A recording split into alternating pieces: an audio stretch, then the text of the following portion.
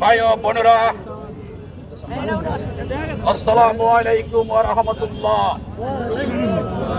22 লক্ষ কর্মচারীর নন্দিত পুরুষ মুখ্য সমন্বয়ক ফেডারেশনের সংগ্রামী সভাপতি জনাব মোহাম্মদ ওয়ারিস আলীর আজকের এই উপস্থিতিতে আর গাদারগাঁও এলাকার সর্বস্তরের ভাই ও বোনেরা, আজকে আপনারা মাঠে নেমেছেন।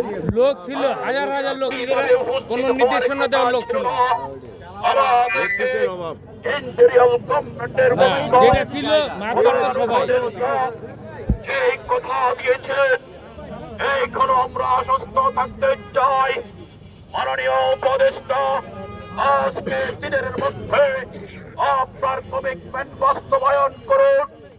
আমরা আজকে 22 লক্ষ কর্মচারীর সাথে আমরা 3 কোটি ভোটার যুক্তবাসী নির্বাচনের সাথে আজকে মাঠে যারা আছেন বড় বড় দল বিএনপি সহ সকল নির্বাচনী জোটে সকল দলকে অনুরোধ করব, আপনারা 22 লক্ষ কর্মচারীদের পক্ষে আপনাদের বিবৃতি চাচ্ছে। ইতিমধ্যে যারা দিয়েছেন বিবৃতি, তাদের প্রতি কৃতজ্ঞতা ধন্যবাদ জানাচ্ছে। আমরা চাই অনতিবিলম্বে বিএনপির পক্ষ থেকে বিএনপির চেয়ারপারসন তারেক জিয়া এই কর্মচারীদের এই যে গেজেট প্রকাশের বিষয়টি আপনি নিশ্চিত করে আপনি ইন্টারিয়াল গভর্নমেন্টের প্রধান উপদেষ্টাকে আপনি আহ্বান জানান। অন্যথায় এই কর্মচারীদের 3 কোটি ভোট কোথায় যাবে কেউ ভাবতে পারবেন না। আমরা রাজনীতি করি না, আমরা চাই আমরা সরকারের উন্নয়নের হাতিয়ার। আমরা কখনো রাজনীতিতে যুক্ত নয়। আমরা আমাদের পেটের ক্ষুধা নিয়ে আজকে রাস্তায় নেমেছি। আমরা যেই বেতন পাই এই মুহূর্তে আমাদের দল ঠিক চলে না। যে আমরা বিগত 15 সালের পরে আমরা বৈষম্য যুক্ত পে কমিশনের বিরুদ্ধে দীর্ঘ 11 বছর 12 বছর আন্দোলন করতে করতে এই মুহূর্তে কমিশন করার পরেও এই কমিশনের গেজেট প্রকাশ করতে গরিবসি করছে। যেই সমস্ত উপদেষ্টা বলেন, যেই সমস্ত আমলা বলেন, আমরা চাই তাদেরকে চিহ্নিত করে এর বিরুদ্ধে যারা কালো হাত লড়ায় তাদের 20 দাঁত ভেঙে দিতে চাই। আমরা উন্মোচিত করতে চাই এই কর্মচারীর পেটের ক্ষুধা নিয়ে যারা চিনি মেনে খেলবে তাদেরকে কাউকে ছাড় দেওয়া হবে না। আমরা বলতে চাই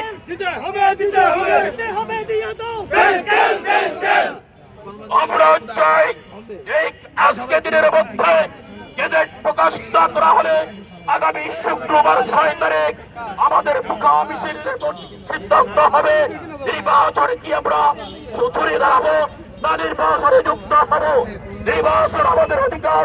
বহুদিন পরে গণতান্ত্রিক পদ্ধতিতে আমরা ভোট দেওয়ার জন্য মুখরিত হয়ে আছি। এই অধিকার থেকে যারা বঞ্চিত করবে তাদেরকে জবাবদিহি করতে হবে।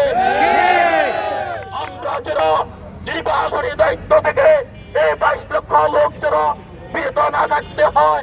শুভপত্তি উদয় হয়ে আপনারা আজকের দিনের মধ্যে আমাদের পে কমিশনের 11 থেকে 20 গ্রেডের আপনার বৈষম্য সংশোধন করে গেজেট আকারে প্রকাশ করবে।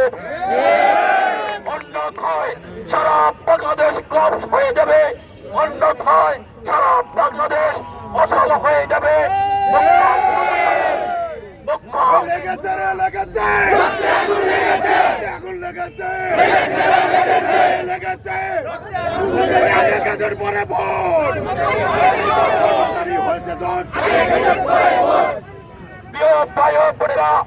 ইতিমধ্যে সোশ্যাল মিডিয়া দেখতে পারছেন প্রত্যেক ইউনিট, প্রত্যেক উপজেলা, প্রত্যেক স্কুল, কলেজ, বিশ্ববিদ্যালয় কোন অঙ্গবার বাকি নেই।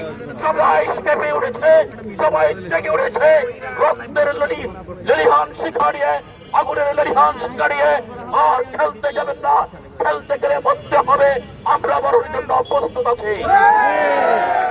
আমি অনুরোধ করবো দিনের মধ্যে প্রধান উপদেষ্টার পক্ষ থেকে গেজেট প্রকাশ হবে।